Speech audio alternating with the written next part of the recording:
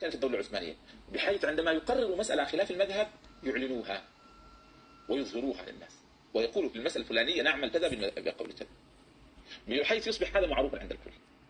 بس نحن الآن بسبب غياب السلطة الدينية الدول كلها تتبرأ من الدين، تبتعد عن الدين، تهرب من الدين لعدم وجود يعني ناس يضبطون في داخل الدولة من الحكام الدين، فلا يريدون يعني يصطدموا مع الناس في الدين، ويقال ان الحاكم فعل. فافضل حل ماذا يفعل؟ يترك، لا يساعد على العلم، لا يعلم الدين، ولا يحدد ماذا يفعل، يترك. ماذا يفعلون لا شأن له، وهذا كارثة يعني كبرى يعني أيضا. فترك الدين وأهمل، ولم تعد هناك مؤسسات ولا دول ترعاه، فصار عندنا الدين آراء، هذا يقول رأي وهذا لا ينفع. الدين لابد أن يرتبط بالدولة، ولا بد أن تكون له جهة حاكمة بحيث الرأي الفقهي يفعل ويمنع غيره. كما رأيت الأيام الماضية بعض الوهابية أصبح يقطع فيديوهات لي وينشرها، يعني يشهر. يعني أنت تجد حروب خارجية وداخلية.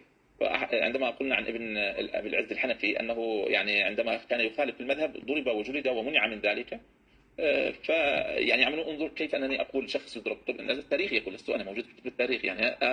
بس ضرب من أجل ماذا؟ لأنه يوجد دولة تحرس الشريعة، وبالتالي تحرس القانون وتحرس النظام، وممنوع المخالفة فيه.